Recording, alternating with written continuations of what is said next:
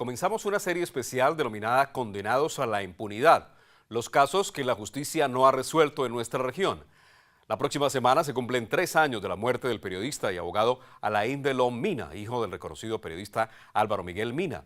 Luego de este tiempo, a pesar del despliegue mediático que tuvo este hecho, hasta el momento no hay nadie que esté respondiendo por el crimen. Condenados a la impunidad. Con la voz entrecortada en medio de un esfuerzo para contener las lágrimas, Álvaro Miguel Mina relata paso a paso la historia más difícil de su vida. El 8 de febrero de 2014, su hijo Alain Delon Mina resultó herido en medio de un atraco mientras esperaba el cambio de este semáforo en el barrio San Luis, en el nororiente de Cali. Me dijo, papá, me hirieron, me está trasladando un taxista a la Valle de Lili, me acaba de recoger y yo me fui para allá, para la Valle de Lili, lo vi. Ese día inició para él y su familia una tragedia que tuvo un desenlace de 3 semanas, pero que se convirtió en una pesadilla de la que aún no han podido despertar. Una semana después, Alain fue dado de alta, empezando un periodo de altibajos. Fortalecido, a pesar del diagnóstico de que posiblemente no podría volver a caminar, inició un tratamiento que le permitió levantarse de su silla de ruedas en 8 días. Pero de manera sorprendente, la semana siguiente murió producto de un tromboembolismo pulmonar como resultado de las heridas que sufrió durante el atentado. Yo formé unos hijos para que fueran bien a la sociedad, pero un salvete me le quitó la vida a mí. Y fue en ese momento que empezó el más terrible de los calvarios judiciales, la investigación en contra de este hombre identificado como Fray Cardona, quien había sido capturado en medio de la convalecencia de Alain, señalado de causarle las heridas, cambiaría de lesiones personales a homicidio agravado. Paradójicamente, Alain, sin saber que este sería el presunto responsable de su muerte, dijo perdonarlo durante su proceso de recuperación. Yo lo perdono porque en su vida, para que él demuestre tanta rabia con la sociedad, debe haberle pasado muchas cosas. Sin tapujos, Álvaro Miguel critica la decisión que hoy absuelve al supuesto responsable de la muerte de su hijo. Tipo que los indican, no, que porque el reloj faltan 10 minutos para las 6 y la captura no es legal.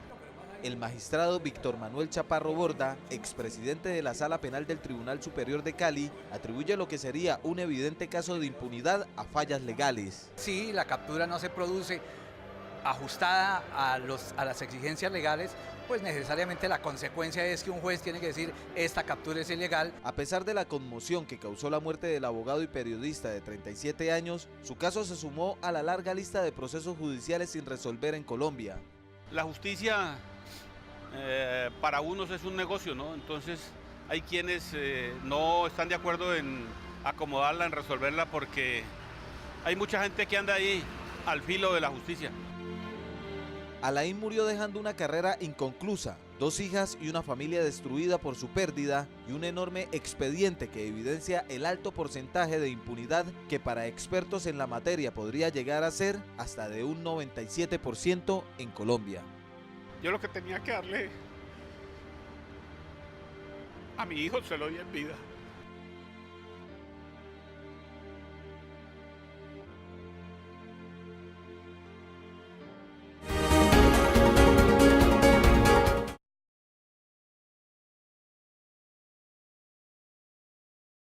El jueves anterior se celebró el Día del Periodista en Colombia y hay varios casos de asesinatos de comunicadores en la región que han quedado en la impunidad. El asesinato del periodista Bernabé Cortés es un ejemplo de esta impunidad y el tema de esta noche en nuestra serie periodística. Informa Gustavo Andrés González.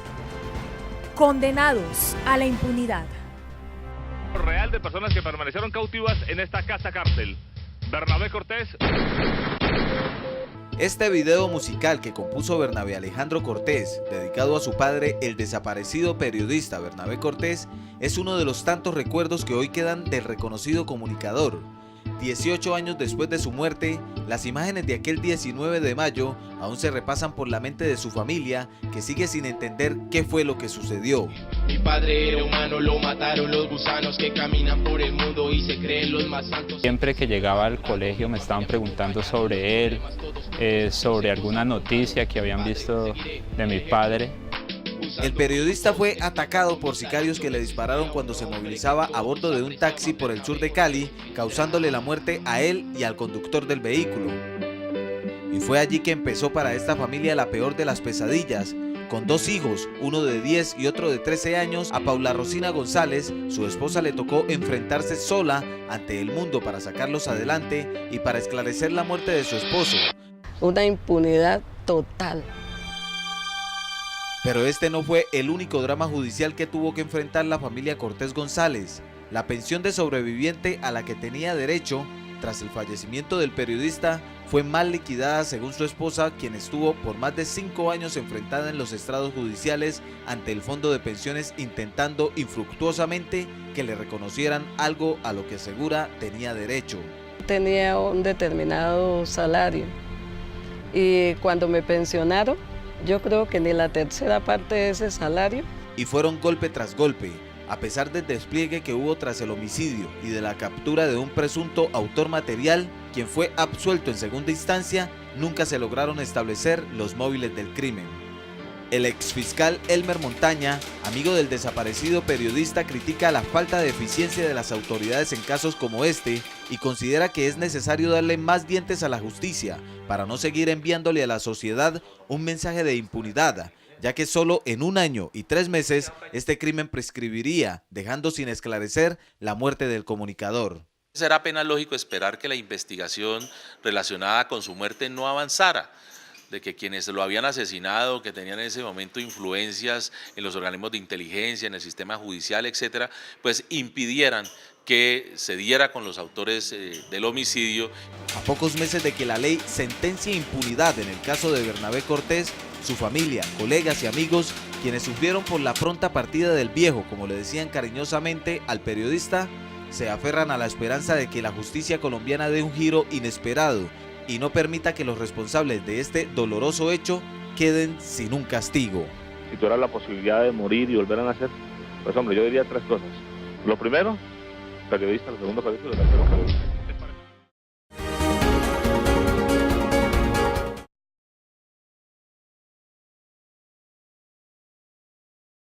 Y en nuestra tercera entrega del especial de impunidad tenemos el caso de un joven en Cali que fue asesinado en confusos hechos en el barrio Las Orquídeas hace 2 años y 8 meses. En este caso no hay un solo capturado por los hechos. Telepacífico Noticias es periodismo de investigación. Informa Gustavo Andrés González. Condenados a la impunidad. A diario los esposos Guapachá González visitan este altar construido por la Arquidiócesis de Cali en homenaje a Jonathan Guapachá, su único hijo, quien murió en medio de un choque entre habitantes del barrio Las Orquídeas en el oriente de Cali y la policía. Así quedaron registrados los momentos de angustia que se vivieron luego de que un motociclista violara la restricción al tránsito de estos vehículos el 4 de julio de 2014 por el partido del Mundial que se jugaba ese día entre la selección Colombia y Brasil, lo que desencadenó una verdadera batalla campal que terminó con la muerte del joven en medio de lo que sería un exceso en el uso de la fuerza por parte de la policía, según estas imágenes.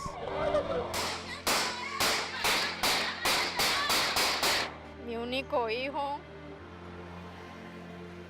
y pues hay veces que hasta cuando estoy trabajando me pongo muy mal todavía. O sea, esto no se ha asimilado tan fácil. A pesar de las marchas y hasta del rechazo a este hecho por el propio arzobispo de Cali, Monseñor Darío de Jesús Monsalve, 32 meses después, las investigaciones por la muerte del joven parecen no avanzar. Incluso los policías señalados por testigos de haberle disparado no fueron separados de su cargo. Todavía sigue laborando. Hace unos meses atrás lo sacaron de este sector. Y hasta el momento no me he podido ni entrevistar con ninguna de las fiscales que han tenido el caso. Para el abogado penalista y docente universitario Óscar Vergara, la contundencia de las pruebas deberían haber provocado por lo menos medidas disciplinarias, lo que según la oficina de prensa de la Policía Metropolitana de Cali no ocurrió, pues en el momento no se conoce ningún proceso disciplinario por este caso en control interno de la institución. Resulta imposible que en este momento, en 2 años y medio, no haya una respuesta con suficiencia para poder decir si es que hay que precluir la investigación. Y es este uno de los grandes retos de la justicia colombiana, que cada vez pierde credibilidad producto de casos como este, que a medida que transcurre el tiempo parecen ir quedando en la impunidad. La impunidad florece también porque el alto volumen de delincuencia en todos los niveles contribuye a pensar que no hay los jueces, ni los magistrados, ni los fiscales suficientes para afrontar toda la demanda de justicia que tiene. El caso de Jonathan, que trabajaba como mecánico en un taller de motos y quien murió tan solo una semana antes de graduarse como bachiller, fue trasladado de la Fiscalía 62 al despacho número 20 de esta entidad en Cali. Está a espera de que se decreten por lo menos 4 pruebas, entre ellas la reconstrucción de la escena del crimen solicitada según el abogado de las víctimas por el juez de conocimiento del proceso, mientras que Adriana y Hermes, que perdieron a su único hijo, sienten que el hecho que les destruyó la vida poco a poco va quedando en el olvido, engrosando el enorme archivo de expedientes que sentencian el dolor en medio de la impunidad, condenando a muchas de las víctimas a vivir sin recibir respuesta por parte de la justicia colombiana.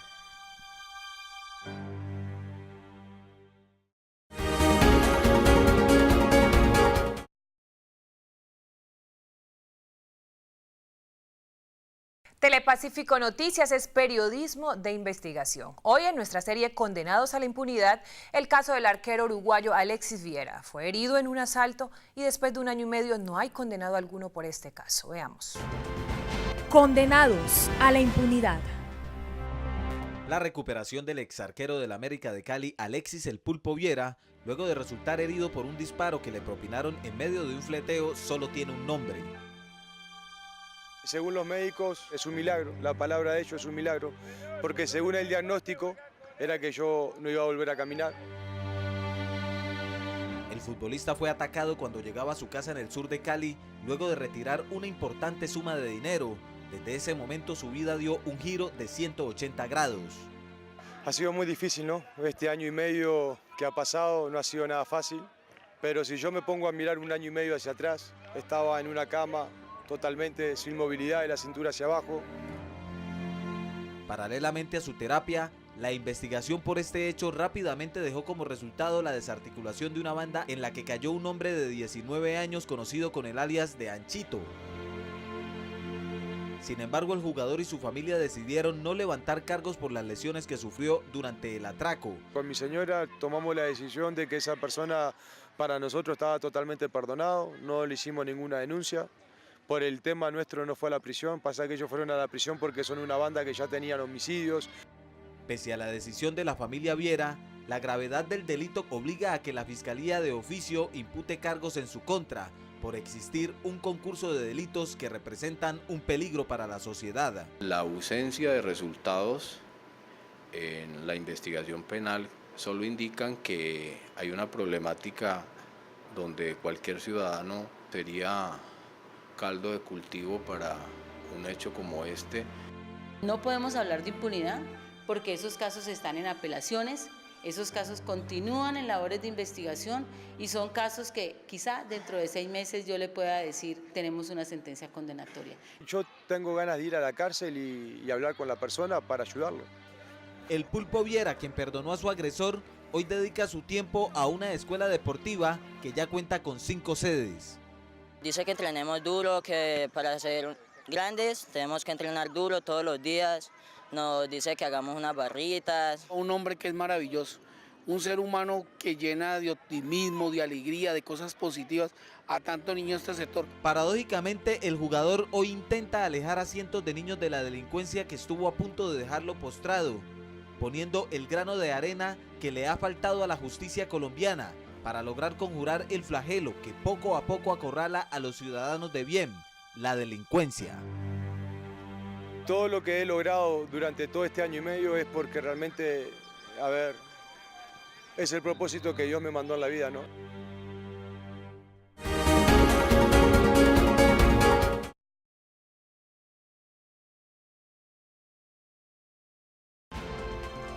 Condenados a la impunidad.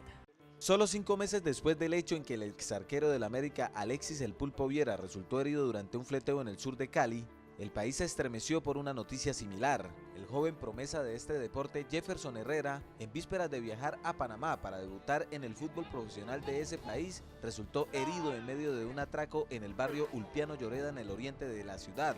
El resultado de este hecho, el deportista recibió un disparo en su columna vertebral que le quitó la movilidad de todo el cuerpo. 2 personas me abordan y uno me dice que pues, se le pase el celular. No sé en qué momento el de atrás me disparó.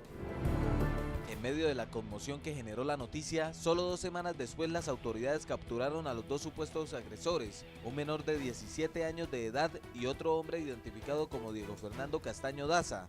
Esta situación golpeó mucho la seccional y generó que todos los grupos de policía judicial adelantaran unos operativos muy fuertes y que permitieron dar resultados de manera muy pronta y eficaz. Sin embargo, el rumbo de la vida de Jefferson cambió dramáticamente luego de sufrir este atentado que lo sacó de las canchas solo una semana antes de incursionar en las primeras divisiones del fútbol internacional. Salvo el apoyo que recibió de parte de la Gobernación del Valle y algunos equipos de la región que se han solidarizado con su causa, las demás ayudas que le ofrecieron para acompañarlo durante su proceso de recuperación se quedaron en promesas.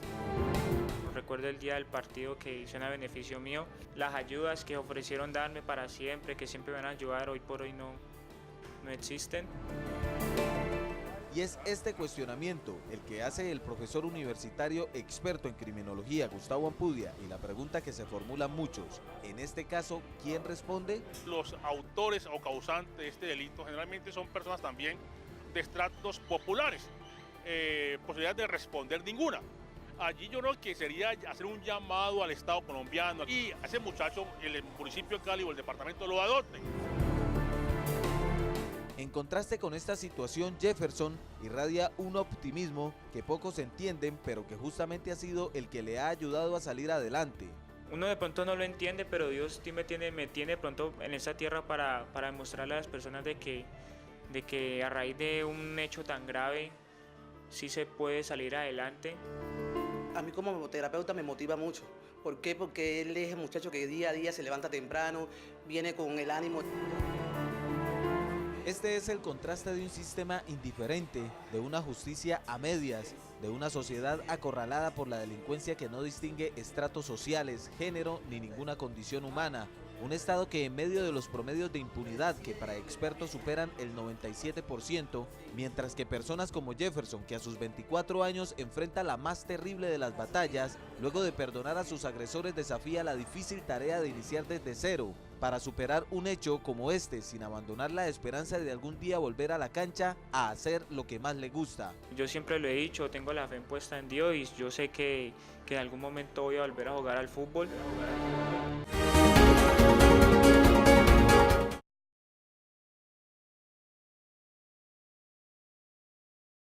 Y seguimos con nuestra serie periodística Condenados a la Impunidad. Esta noche, con la investigación sobre el caso del asesinato de Monseñor Isaías Duarte Cancino, quien hace 15 años fue víctima de sicarios en el oriente de la ciudad. Este es un informe de la Unidad Investigativa de Telepacífico Noticias con Gustavo Andrés González.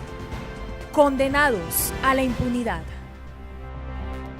El crimen del apóstol de la paz, como se conocía al arzobispo de Cali, Monseñor Isaías Duarte Cancino, ocurrió justamente en el lugar donde hoy está ubicado este altar, al que cientos de feligreses católicos llegan en un acto de devoción con todo lo que significó la obra del legendario religioso. Un hombre muy caritativo, muy luchador por la comunidad, por los pobres. Tras el atentado en contra del arzobispo, quien fue atacado por una pareja de sicarios, Cali colapsó por completo. Así lo relata el fiscal Pedro Santiago Vergara, encargado de las labores de levantamiento del cuerpo del prelado. Hospital Carlos Gómez Tobillo, que era donde tenían el cuerpo de Monseñor, nos dirigimos con el grupo de criminalística. Todos los habitantes del sector del distrito estaban volcado en ese hospital. Medio centenar de operativos y allanamientos se desplegaron en esa convulsionada noche en la que se dio inicio a un largo expediente judicial.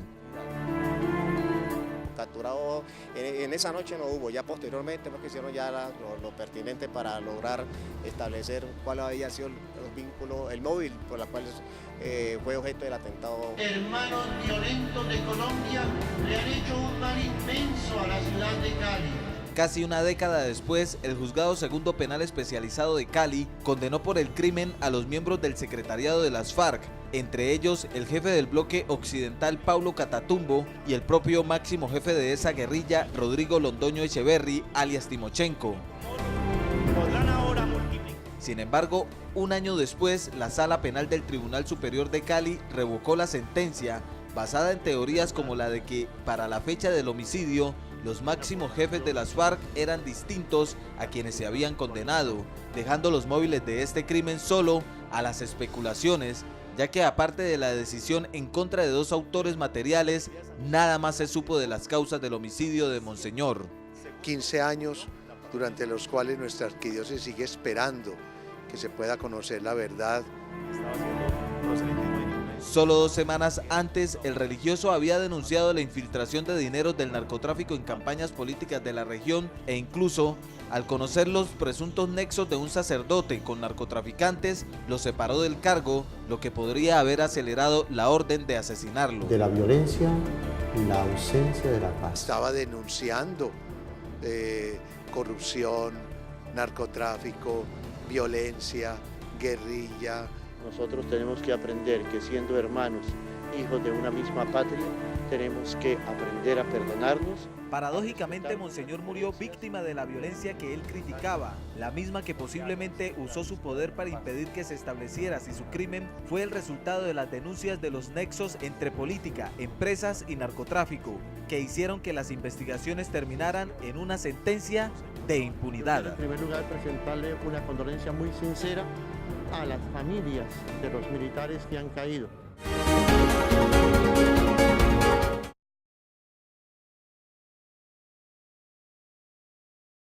Hoy en nuestra entrega de la serie Condenados a la Impunidad, les contamos cómo ante la falta de resultados en las investigaciones, entre las víctimas ha comenzado a generarse un sentimiento de tomarse la justicia por su propia mano. Condenados a la impunidad. La vida de los familiares de los periodistas Alain Mina y Bernabé Cortés, muertos producto de hechos violentos que no han podido resolverse, o la de los padres de Jonathan Guapachá, quien perdió la vida en lo que sería un exceso de fuerza de la policía, o la de los futbolistas Alexis Viera y Jefferson Herrera, quienes tuvieron que separarse de las canchas tras ser heridos en medio de atracos, e incluso la fe católica, que perdió con el asesinato de Monseñor Isaías Duarte Cancino, a uno de sus pastores más venerados, tienen algo en común. A todos, la violencia les hizo dar un giro de 180 grados. Pero no solo en esto coinciden sus vidas. Luego de ser víctimas de la delincuencia, ellos quedaron en manos de la justicia, que no dio mayores resultados o que sencillamente lo hizo a medias. No hay respeto por la verdad, no hay respeto por la autoridad y no hay conciencia de la necesidad de justicia. Y es que en el Valle del Cauca, por tener un ejemplo de lo que sucede en Colombia, de las cerca de 200 investigaciones que adelanta un fiscal, periódicamente solo alcanza a ir resolviendo 10 o 15 según algunos expertos. La cantidad de delitos que se cometen son mucho mayores a la cantidad de delitos que se investigan. Y este es el resultado de lo que los expertos en derecho penal reducen a la cifra de un 97% de impunidad en el país. No hay un número adecuado ni de fiscales y de jueces. Sin embargo, las autoridades judiciales, en medio del esfuerzo que hacen muchos funcionarios por lograr mejores resultados, plantean una cifra no más alentadora. En la ciudad de Cali tenemos un porcentaje casi del 80-75%. Ante este panorama surge un fenómeno que los profesionales de las áreas humanas coinciden en criticar, pero que termina siendo el resultado de la falta de justicia. Esta justicia por mano propia está proscrita en el país. Pero de luego, la gente se desespera, la gente se azara, porque la justicia ha demostrado que es incapaz. Un afán de venganza, de retaliación. Me hicieron algo, me parece injusto y entonces yo necesito ajustar la norma y hacer que las personas paguen por su delito. No está bien hecho entonces que yo tome venganza. ¿Pero cuál es la causa de esta situación? El juez de garantías tiene esa normatividad por delante, precisamente para hacer eso, juez de garantías. Entonces, más bien lo que tenemos que pensar es cómo reprogramamos toda esa normatividad. En el Valle del Cauca hay 410 fiscales apoyados por 559 investigadores encargados de administrar justicia, un número que evidentemente, ante el creciente flagelo de la delincuencia, no da abasto, en medio de un sistema que busca el remedio a la destrucción del tejido social, que deja maniatada a una sociedad que ve impotente cómo el problema se sale de las manos, ante lo que los interesados en el tema coinciden en que solo quedan 2 soluciones: una reflexión de valores y una reforma al sistema para no terminar víctimas de una justicia que ante su ineficiencia condena a los ciudadanos a vivir en medio de la impunidad.